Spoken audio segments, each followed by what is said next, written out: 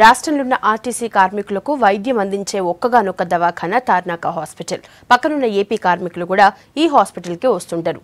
ఇలాంటి పేరున్న హాస్పిటల్లో మందుల సప్లైని ప్రైవేటోళ్లకు అప్పగించారు. దీని మీద కార్మికులు గరమైతున్నారు.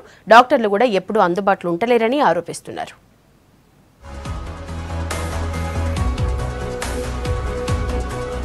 ఆర్టీసీ కార్మికులకు వాళ్ళ ఇంటోళ్లకు వైద్యం చేసేందుకు 1984లో ఆర్టీసీ హాస్పిటల్ కట్టినారు. తార్నాకలో ఉన్న ఈ హాస్పిటల్ కు రోజు 1200 మంది అవుట్ పేషెంట్లు వస్తారు. రోగాలు వచ్చే సీజన్లో అయితే ఇంకా కొంచెం ఎక్కువనే ఉంటారు పేషెంట్లు. ఈ హాస్పిటల్లో ట్రీట్మెంట్ మంచిగానే చేస్తారు. కానీ కొందరు డాక్టర్లు అందుబాటులో ఉంటలేరని అంటున్నారు కార్మికులు. అయితే ఉన్న కాడికి మంచిగానే చూస్తున్నామన్నారు డాక్టర్లు. Regarding the hospital, ours is a 200-bedded hospital. The OP attendance is on an average 1200 to 1300 per day. We have around 32 number of doctors and consultants are also attending the hospital to attend to various other specialties like diabetologist, cardiology and neurosurgeon.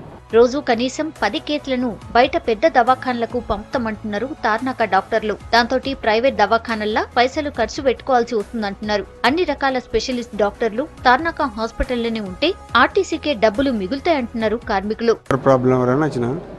Treatment జరుగుతుంది. తుంబే hospital refer చేసారు. 6 నెలల నుంచి treatment నడుస్తుంది. ఇంకా కొద్దిగా problem ఉన్నది. Unfit కోసం try చేస్తున్నాం. బాగానే అయింది సార్. దగ్గర 2 లక్షల దాకా అయినాయి. ఇక్కడ లేకనే అందులో పంపించారు, రెఫర్ చేశారు. న్యూ లైఫ్ పంపించారు. డాక్టర్ కూడా ఇక్కడనే చేస్తారు.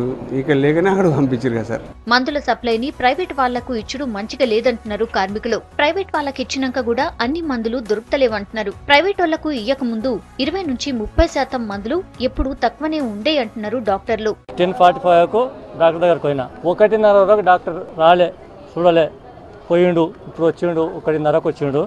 ఎక్స్రే కొని రాసిండ్రు. ఎక్స్రే కానీ పోతే ఎక్స్రే ఏమంటుంది ఆమె, రేపు 8:30కి రాపు అంటుంది. డ్యూటీ చేయాలి. ఒకరోజు హాస్పిటల్ అయితే వాళ్ళు లివ్ ఇయ్యరు. హాస్పిటల్కి వచ్చామంటే వాళ్ళు నమ్మరు. వీళ్ళేమి ట్రీట్మెంట్ చేయరు. అంటే మేము పశువుల కంటే అధ్వానంగా రోడ్డు మీద పశువుల డాక్టర్ ఇప్పుడు సీఎం గారు పశువులకు మంచిగా చూపిస్తున్నాడు. కానీ మా ఆర్టీసీల మటుకు మా ఆర్టీసీలు మనుషులకు చూపిస్తలేరు. కార్మికులకు మంచి మందులు ఇయ్యాలంటే ఆర్టీసీనే డైరెక్ట్ గా కంపెనీల నుంచి కొనాలని చెప్తున్నారు కార్మిక నేతలు. ఒకే కంపెనీకే ఈ పని అప్పచెప్పడంతోని మందులు కొనే బాధ్యత ఇచ్చుడుతోటి మోనోపలి వస్తుందంటున్నారు. వాళ్ళ ఇష్టం వచ్చినట్టు కొంటారన్నారు. దీంతోని ఆర్టీసీకైనా కార్మికులకైనా లాభం ఉండదని అంటున్నారు. మార్నింగ్ 8 o'clock నుంచి ఇప్పుడు ఒక షుగర్ డాక్టర్ ఇప్పుడు పతా లేడు. 1 గంట వస్తా అంటే ఇప్పుడు పతా చూసి ఇప్పుడు షుగర్ పేషెంట్ ఎట్లా ఉండాలి సార్? ట్రీట్మెంట్ భోజనం లేకుండా మళ్ళీ షుగర్ పెరుగుతుంది. ట్రీట్మెంట్ జరుగుతుంది సార్. కానీ అక్కడ ఇంతకుముందు CBSలో తీసుకుండే, దాని తర్వాత ఆ నుంచి షుగర్ పెరుగుతుంది. పంపిస్తే రిపోర్ట్లు తీసిన షుగర్ డాక్టర్ అంటే ఇప్పుడు పతా లేడు షుగర్ డాక్టర్. 3 hours అవుతుంది నంబర్ రాయించిన కానీ ఇంకా డాక్టర్ సార్ రాలేదు. ఆర్తో మాత్రం ప్రాబ్లం ఉంది. ఒకటి ఆర్తో మాత్రం డాక్టర్ కానీ చాలా ప్రాబ్లం ఉంది. ఒక్క పేషెంట్లు కూడా ఆర్తోకి సంబంధించిన ఈరోజు ప్రతిదానికి నొప్పులే కదా సార్. ఆడొక్కతోనే హెవీ ట్రాఫిక్ ఉంది. సర్కార్ కొనే మందులకు ఆర్టీసీ కొనే మందులకు ధరల్లో చాలా తేడా ఉందంటున్నారు ఆర్టీసీ కార్మిక నేతలు. ఈ లెక్కలు కూడా వాళ్ళు చెప్తున్నారు. తెలంగాణలో ఉన్న హాస్పిటల్స్ అన్నిటికీ కానీ డిస్పెన్సరీస్ కి PHCs కూడా Telangana state medical service and infrastructure development corporation MSIDC ఏదైతే ఉందో వాళ్ళు సప్లై చేస్తారు.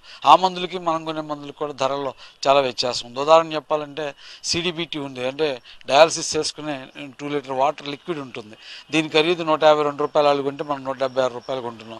అంటే 26 రూపాయలు ఒక్కొక్క సాచెట్ మీద ఉంది. ఎంత తేడా ఉంటుందని లెక్క వేస్తే సంవత్సరానికి 15 లక్షల పైగా దీని ఒక్క దాంట్లోనే ధరల్లో తేడా వల్ల నష్టపోతున్న పరిస్థితి. తార్నాక ఆసుపత్రిలో కొన్ని సేవలు మంచిగున్నాయంటున్నారు పేషెంట్లు. చిన్నపిల్లలకు ట్రీట్మెంట్ సరిగ్గా అందుతలేదంటున్నారు.